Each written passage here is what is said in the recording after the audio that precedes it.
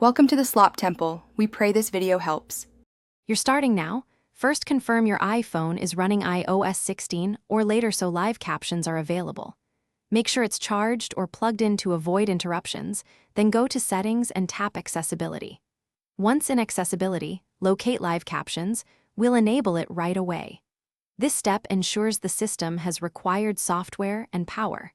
Don't skip preparing headphones if you plan to test private captions. Otherwise, keep phone audio on so you can hear incoming speech while you follow the next steps.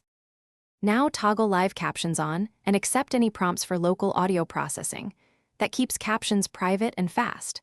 Once enabled, choose the language you want and turn on inline captions for phone and FaceTime audio so captions appear within calls and media. Make adjustments to caption size and style for readability.